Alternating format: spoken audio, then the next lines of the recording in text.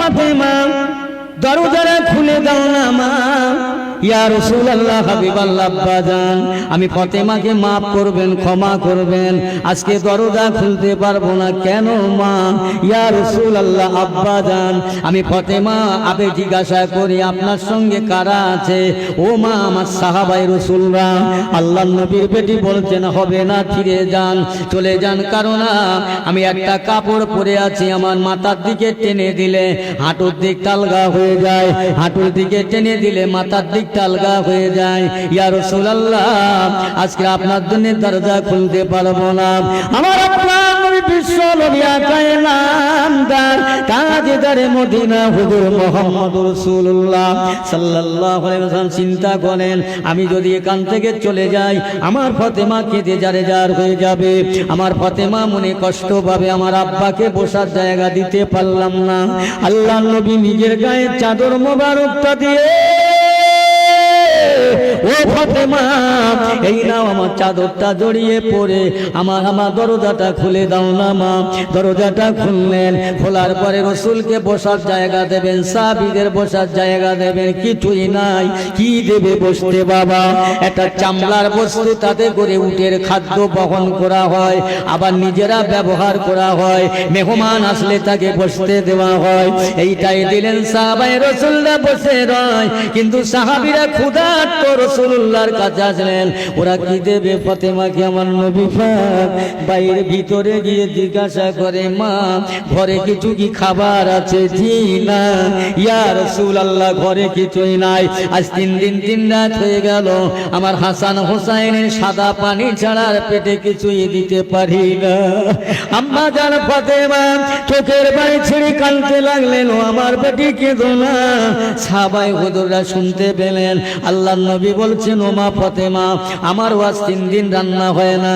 আল্লাহর নবী সাহাবীরা শুনতে পেয়ে রাসূলের হাতটা জড়িয়ে ধরে, ইয়া রাসূলুল্লাহ, ইয়া হাবিবাল্লাহ, আপনি আমাদের মাফ করে দেবেন, ক্ষমা করে দেবেন, মাফ করবেন, ক্ষমা করবেন, আমরা জানি না বুঝি না, তাই আপনার কাছে আসলাম। জানা না, আমাদের চাইতে আপনার বেটি ফাতেমার দুঃখ বেশি, আপনার দুঃখ বেশি, আমাদের মাফ করে দেবেন। একটু জোরে বলো।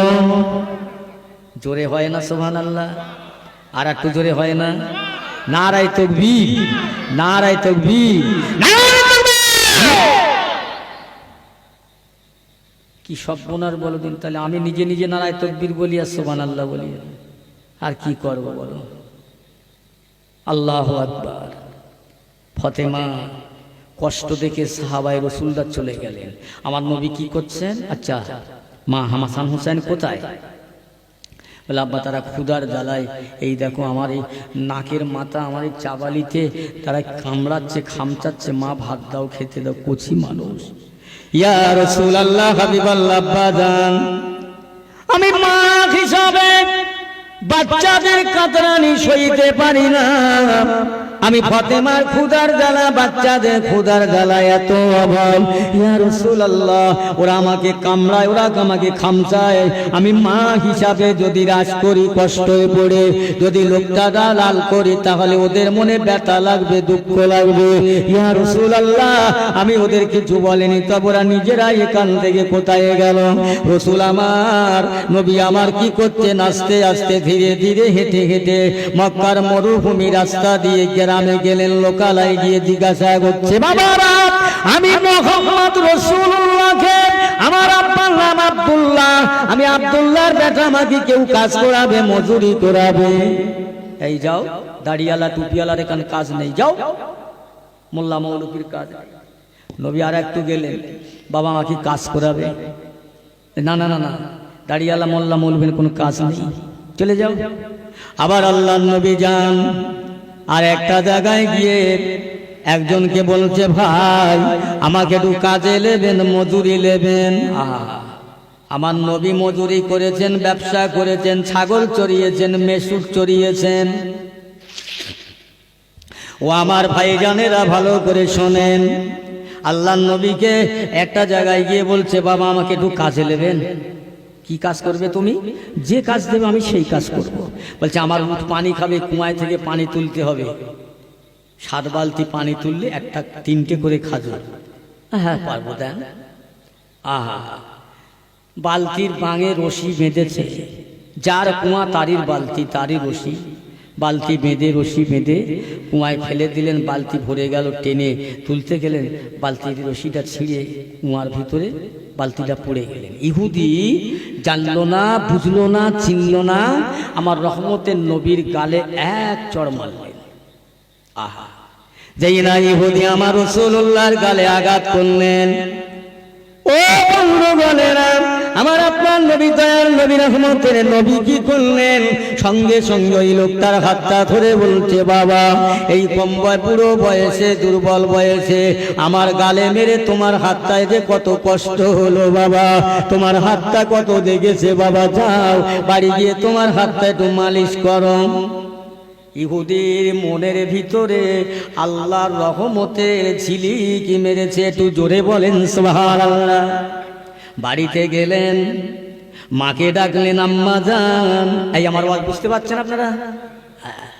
মাকে ডাকলেন, মা এই দেখেন, এই দেখেন, একজন মানুষকে আমি পানি তুলতে নিয়েছিলাম, বালতি ছিঁড়ে গেছে, রশিটা ছিঁড়ে বালতির তলায় পড়ে গেছে, তা আমার বালতি, আমার রশি, অথচ আমি না বুঝে না চিন্তা করে ওই লোকটার গালে আঘাত করেছি, আর আমার হাতটা ধরে বলছে, আমার হাত, তোমার হাতটাই কষ্ট দিলে, অথচ প্রতিশোধ নেবে, দোষটা তো আমার, অপরাধটা আমার। তথাপি ওই মানুষটা আমার হাতটা ধরে বলেছে, বাবা তুমি এই বৃদ্ধ বয়সে আমার গালে মেরে তোমার হাতটাকে কষ্ট হলো বাবা। ও মা, এ কি মানুষ? ওই সময় আম্মাদার বলেছিলেন, বাবা শোন, তোরা জানিস না হযরতে সাইয়্যিদিনা মুসা কালিমুল্লাহ জামান আল্লাহ একটা কিতাব দিয়েছিলেন, ওই কিতাবটার নাম হলো তাওরাত কিতাব। ওই কিতাবের ভিতরে আল্লাহ কম বেশি 70 জায়গায় লিখেছিল ক্বালা মুহাম্মাদুর রাসূলুল্লাহ, উনি হবে আখিরি জামানার পয়গম্বর, শেষ জামানার পয়গম্বর, শেষ জামানার নবী, নবীদের ইমাম, ইমাম দিগের নবী।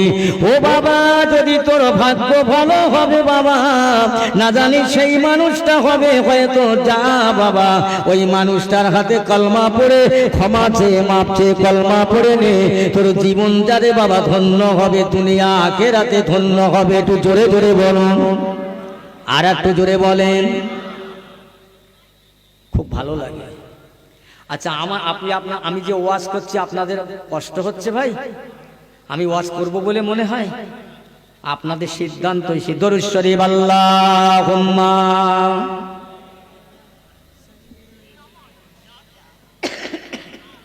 কথা বলতে বলছি, কতক্ষণ পর্যন্ত বলবো? 10টা।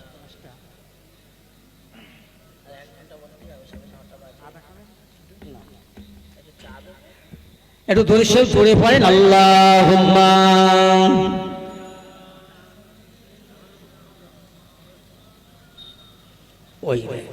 ওয়ালা আলে সাইয়্যিদিনা। আহারে দয়ার নবী, কোথায় গেলে চলিয়া আমাদেরকে ফেলিয়া, কি লাভ হইবে আপনি ছাড়া এ নোংরা জগতে বাসিয়া। আল্লাহুম্মা সাল্লি আলা মাওলানা মুহাম্মদ ওয়া আলা আলি। আলহামদুলিল্লাহ। তাহলে ইহুদি মার কথা শুনে যে হাত দিয়ে আমার রাসূলুল্লাহর চেহারায় আঘাত করেছেন, এত মহব্বত, এত ভালোবাসা এসে গেল, এত চিন্তা ভাবনা, ওই হাতটা অস্ত্র দিয়ে ওখান থেকে কেটে দিলেন, কেটে দিয়ে আসছেন। যাই সিদ্ধি মানুষটার কি দয়া, যাকে আমি আঘাত করলাম, দোষটা তো আমার, অপরাধটা তো আমার, বালতি আমার, রশি আমার, অথচ ও মানুষটার তো কোনো দোষ নেই, তারপরেও আমাকে এত মহব্বত করলো। না না না, এ জাতা মানুষ না, আমার মারাটা অপরাধ হয়ে গেছে, আমার মারাটা অন্যায় হয়ে গেছে বলে নিজের হাতটা কেটে, কাটা হাত নিয়ে রক্ত ঝরঝর করে ঝরছে, ডাকতে ডাকতে যাচ্ছে। বাবারা, কেউ বলতে পারো মুহাম্মাদের বাড়িটা কোথায়? লোকের সঙ্গে দেখা হয়, বাবা বলতে পারো আব্দুল্লাহর বেটার বাড়িটা কোথায়? কি দরকার তার সাথে যাব? খুঁজতে খুঁজতে লোক দেখিয়ে দিয়ে এই রাস্তায় যাও, এই পথে যাও। রাসূলুল্লাহর ঘরে গেলেন, দয়াল নবী আমার ঘরে বসে রইলেন। ওখান থেকে হাঁকতে লাগলেন, ও মোহাম্মদ, ও আরবের বাদশাহ, ও আরবের নেতা, ও মদিনার কামলিওয়ালা। কে ডাকছে আমাকে? রাসূল আমার ঘর থেকে বেরিয়ে নেমে গিয়ে দেখলেন সেই যে ব্যক্তিটা হাত দিয়ে রক্ত ঝরছে। আল্লাহ নবীর দরবারে এসে বললেন, ইয়া রাসূলুল্লাহ, হাবিবাল্লাহ, ওই আল্লাহর নবী, আল্লাহর বন্ধু, আমি আপনার কাছে ক্ষমা চাইতে এসেছি, মাপ চাইতে এসেছি, আমাকে ক্ষমা করুন, মাফ করুন, আমি অন্যায় করেছি। কি হয়েছে বাবা? ইয়া রাসূলুল্লাহ, হাবিবাল্লাহ, আমি না জেনে, না চিনে, না বুঝে আপনার গালে আঘাত করলাম। এই অপরাধ আমার মাফ করে দেন বাবা, ক্ষমা করে দেন বাবা। শোনো, তোমার ওই হাত দিয়ে রক্ত হচ্ছে কেন? বলে হুজুর, যে হাত দিয়ে আপনার গালে আঘাত করলাম ওই হাতটা আর আমি আমার চেহারায় রাখবো না, শরীরে রাখবো না, আমি মহাপাপী, মহা অপরাধী। না না বাবা না, ওই কাটা হাতটা নিয়ে এসো বাবা। হুজুর আমাকে মাফ করুন। ও বাবা, তোমাকে মাপ চাবার আগে, ক্ষমা চাবার আগে আমি রাসূলুল্লাহ তোমাকে মাফ করে দিলাম। একটু জোরে জোরে বলেন সুবহানাল্লাহ। যাও, এই হাতটা কাটলে কেন? হুজুর, আমি বড় অন্যায় করেছি, আমার মাপ আছে কি না জানি না, আমি ঠিক করেছি। যাও বাবা, হাতটা নিয়ে এসো, কাটা হাতটা নিয়ে এসো। না না হুজুর, যে হাত দিয়ে আপনার চেহারা আঘাত করলাম ওই হাত আর আমি রাখবো না। ও বাবা, লোকেরা তোমাকে খোঁড়া বলবে, নুলো বলবে, প্রতিবন্ধী বলবে, বলে বলুক হুজুর, আমি আর এই হাতটা রাখবো না। ও বাবা শোনো, আমি রাসূলুল্লাহ তোমাকে মাফ করলাম, ক্ষমা করলাম, হাতটা নিয়ে এসো। আল্লাহ নবী দরবার থেকে ওই মানুষটা ছুটে ছুটে কাটা হাতটা নিলেন। কত বড় নবী আমার, কত বড় ডাক্তার, কত বড় সেবক, চিন্তা করেন। ওই কাটা হাতটা নিয়ে ইহুদির ওই কাটা জায়গায় বসে আমার রাসূলুল্লাহর গালের লালা মোবারক দিয়ে দিলেন। এমন জোড়া জুড়ে লেগে গেল, এমন ভাবে লাগলো কেতাবে ওই ব্যক্তি বলছে আমার অন্য হাতের যন্ত্রণা হয়, যন্ত্রণায় ছটফট করি, কিন্তু ওই হাতটা আর জীবনে আমার যন্ত্রণা ব্যথা হয় না। আহা, কি নবী, কোন নবীর কথা বলছি? আল্লাহ রসুলের হাতে হাত রেখে কলমা বললেন, মুসলমান হয়ে গেলেন, তওবা করলেন, আল্লাহর জান্নাতের যোগ্য মানুষ হয়ে গেলেন। আর একবার জোরে বলুন সুবহানাল্লাহ। নবীর আদর্শ দেখে, নীতি দেখে একটা ইহুদি মুসলমান হলেন। আমরা মুসলমান, আমাদের আদর্শ দেখে একটা মুসলমান চলে যাচ্ছে অন্যদিকে। বড় দুঃখ, বড় ব্যথা। আল্লাহ নবীকে বললে, হুজুর আপনি আমাকে কাজ করলেন তো মজুরি নিলেন না, এইলেন আপনার মজুরি, অনেকগুলো টাকা, অনেকগুলো পয়সা খাজুর দিলেন। বিশ্ব নবী, দয়ার নবী, হায়াতুন নবী আমার ওই খাজুরগুলো নিয়ে ফাতেমার ঘরে চলে যান। হযরত ইমাম হাসান আর হুসাইনকে ডাকলেন, ভাই এসো, আমি তোমাদের জন্য তোমাদের নানা কিছু খাদ্য এনেছি, আসো। আল্লাহ নবী বলেন, দুনিয়ার ভিতরে যে হাসান হুসাইনকে ভালোবাসলো, আমি রাসূলুল্লাহকে ভালোবাসলো। যে আমার হাসান হুসাইনের মনে কষ্ট দিল, আমি রাসূলুল্লাহর মনে কষ্ট দিল, কিয়ামতের দিনে ওই ব্যক্তির জন্য আমি শাফাআত সুপারিশ করব না। এই হাসান হুসাইনকে ভালোবাসে কজন? আহা, অনেক কথা, অনেক আলোচনা। ও আমার ভাইজানেরা, সেই নবী দুজাহানের বাদশাহ আমার আপনার জন্য পথে ঘাটে, হাটে বাজারে, রাস্তা গনে বাজারে, জঙ্গলে পাহাড়ে পর্বতে, সর্ব জায়গায় আমার আপনার মতো গুনাহগার উম্মতের জন্য কেঁদে নবী জারে জার হয়ে যায়। এত কান্না কেঁদেছেন, চোখের পানিতে পাথর ভিজে গড়িয়ে পানি চলে যাচ্ছে। কিসের জন্য? উম্মতে মুহাম্মাদের জন্য। একটা কথা বলি, আল্লাহ নবী দুনিয়ায় তখনও এসেছেন। জিবরাইল আলাইহিস সালাম এসে জিজ্ঞেস করছেন, ইয়া রাসূলুল্লাহ, হাবিবাল্লাহ, আমি জিবরিল, আমার বক্তব্য হুজুর বলেন, আমি জিবরাইল, আমার বয়স বেশি ঠিক আছে না আপনার বয়স বেশি? জিবরাইল জিজ্ঞেস করছে আমার নবীকে। আমার নবী বলছেন, জিবরাইল তুমি বলো তো কার বয়স বেশি? জিবরাইল সালাম বলছে, হুজুর বয়স্কার বেশি জানি না, তবে একটা জিনিস আমি প্রমাণ থেকে একটা নিদর্শন দেখাতে পারি। কি? ইয়া রাসূলুল্লাহ, হাবিবাল্লাহ। এবার শোনেন নবী কত বড়, কত বয়সের নবী। হুজুর, আমি আল্লাহ পাকের আরশ মুআল্লায় একটা তারা উঠতে দেখতাম, তারা নূরের তারা, জ্যোতির্ময় তারা। ওই তারাটা আল্লাহ পাকের আরশ আজিমে আমি জিবরিল যখন দেখতাম, একেবারে দেখতে দেখতে দেখতে দেখতে আমার 70,000 বছর দেখতাম। আবার যখন আমার চোখে থেকে আড়াল হয়ে যেত, 70,000 বছর দেখতে পেতাম না। এইভাবে আমি জিবরিল দেখতে দেখতে একটা বছর নয়, 2 বছর নয়, আমার জিন্দেগিতে আমি 72,000 বার দেখেছিলাম। জোরে বলুন, একটু জোরে বলেন সুবহানাল্লাহ। দরুদ শরীফ আল্লাহুম্মা।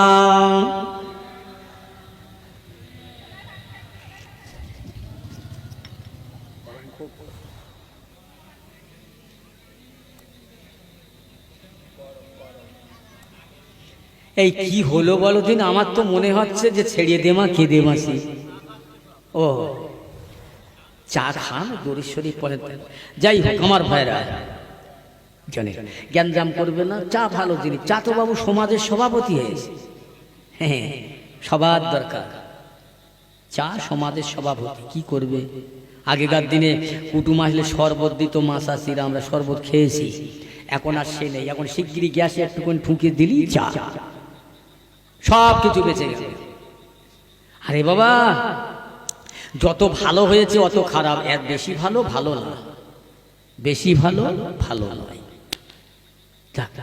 আমার বন্ধুরা, তাহলে আমার নবী পাক সাল্লাল্লাহু আলাইহি ওয়াসাল্লামের আল্লাহ কেমন পাঠিয়ে জিবরিল বলছে, আমার জিন্দেগিতে আমি 72,000 বার দেখেছি ওই তারাটা। আল্লাহ নবী বলেছেন, জিবরিল আর কি দেখতে পাচ্ছ? জি না। আচ্ছা, ওই তারাটার সঙ্গে কি দেখতে বলো তো? কি দেখা যেত? হুজুর, ওই তারাটার সঙ্গে 3টে জিনিস দেখতাম। কি বলো হুজুর? ওই তারাটার মাথায় একটা টুপি দেখতে পেতাম, গলায় একটা মতির মালা, 2 কানে 2টো দুল।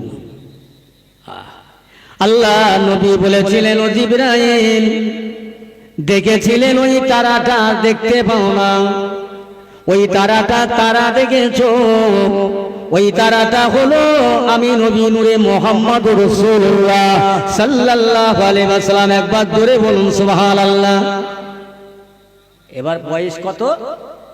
দুনিয়ার জগতের কম্পিউটার ফেল। তখন আদম সৃষ্টি করেনি, নবীর আগে আদম করেনি। নবীকে সৃষ্টি করার পরে আদম আলাইহিস সালামকে পাঠাচ্ছেন। সব থেকে সবার আগে, সবার ওসিলায় আমার আল্লাহ তামাম কিছু সৃষ্টি করার আগে আমার নবীকে সৃষ্টি করেছে। বলেন না সুবহানাল্লাহ। কত ভালোবাসেন আল্লাহ।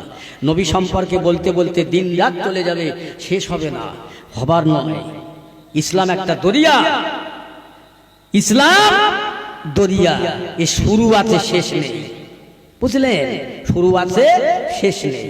আল্লাহর নবী বলছেন, আচ্ছা এই তারাটার মাথায় যে 3টে জিনিস দেখেছিলে জিবরাইল, 3টে কি জানো? ও জিবরাইল আলাইহিস সালাতু ওয়াস সালাম, ওই 3টের মাথায় টুপিটা হলো আমার আলী কাররামাল্লাহু ওয়াজহু। গলায় যে মালা, ওটা হলো আমার জান্নাতের রানী ফাতেমা। 2 কানে 2টো দুল, ওই 2টো হলো আমার নাতি, আমার নানা ভাই ইমামে হাসান আর হুসাইন। ও জিবরাইল, এই 4 দলকে সাথে করে নিয়ে, সঙ্গে করে নিয়ে আমি রাসূলুল্লাহ তখনও দুনিয়া আসেননি। আল্লাহ পাকের দরবারে সিজদায় পড়ে কাঁদতাম, আল্লাহ পাক আমার উম্মতের উপায় কি হবে? তখন আমি দুনিয়ায় আসিনি। এই তোদেরকে সঙ্গে করে, সাথে করে নিয়ে আমি রাসূলুল্লাহ আমার উম্মতের জন্য কাঁদতাম। একবার জোরে বলা যাবে না সুবহানাল্লাহ? চিন্তা করছেন, উম্মত দুনিয়া তখন নবী আসেনি। কত বয়স? পেয়ারা ভাইজানেরা আমার, অনেক কথা আমি সব কথা বলতে পারবো না, একটু একটু করে বলে যাই। এই নবীর ইজ্জত সম্মান, নবীর মান মর্যাদা, নবীর অফার আপনাদের কাছে কি বলবো? কেউ যদি নবীকে অপমান করে, বেইজ্জতি করে, ওই ব্যক্তি টুকরো টুকরো হয়ে যাবে। কেন জানো? আল্লাহর নবী মুসা আলাইহিস সালামের জামানায় একটা আলেম ছিল আবুল হারেসা। সে কেতাবী আলেম, তৌরাত কেতাবের পাকা পুক্ত আলেম। এই শুনছেন তো নাকি? পুক্ত আলেম আবুল হারেসা। ও চিন্তা করেছে যে করে এই তৌরাত কেতাবের মধ্যে, কেতাবটা তো মুসা কালিমুল্লাহ, কিন্তু এর মধ্যে মোহাম্মদ নামটা কেন থাকবে? যাই হোক, আমি এই নামগুলো কেটে এই জায়গায় মুসা কালিমুল্লাহর নাম বসাবো, আর বসালে আল্লাহ খুশি হবে, নবী মুসা কালিমুল্লাহ খুশি হবে। ও মাতব্বরি করে আমার নবী মোহাম্মদের নামগুলো সব কেটে ওই জায়গায় মুসা কালিমুল্লাহর নাম বসালেন। আল্লাহ পাক সঙ্গে সঙ্গে আবুল হারেসাকে কি করলেন? গোসাপ তৈরি করলেন। গোসাপ, আমাদের দেশের লোকেরা বলে গুহেড়কেল সাপ। কি রাসূলুল্লাহর সঙ্গে বেয়াদবি করেছে, রাসূলের নাম কেটে নবী মুসা কালিমুল্লাহর নাম বসিয়েছে। আল্লাহর দোস্ত, আল্লাহর বন্ধু, কিরম দোস্ত বলতে আমি পারবো না, একটু একটু করে বলে যাচ্ছি। এখন আবুল হারেসা গোসাপ হয়ে রাস্তার একবারে যেমন থাকে, মুসা আলাইহিস সালাম আসছে, আল্লাহর নবী দেখে বলছে, আবুল হারেসা, এই ও তোর কি হলো, এই অবস্থা কেন? বলছে, হুজুর একটু শোনেন, দাঁড়ান, এই যে হালাত, এই যে অবস্থা কেন করেছি তা তুমি ভালো জানো, সেটা তোমার জন্য করেছি। হুজুর, আমি যে ভুল করেছি, আমি আপনার নামগুলো বসিয়ে দিয়েছি মোহাম্মদের নাম কেটে। আল্লাহর দরবারে আপনার তো সঙ্গে কথা হয়, একটু দেখে জিজ্ঞেস করবেন, আমার একটু ক্ষমা করে দিতে বলবেন, একটু মাফ করতে বলবেন। আল্লাহ নবী মুসা কালিমুল্লাহ আল্লাহ পাকের কাছে জানতে চাইলেন, আল্লাহ পাক আবুল হারেসা ভুল করেছে, মাফ করুন।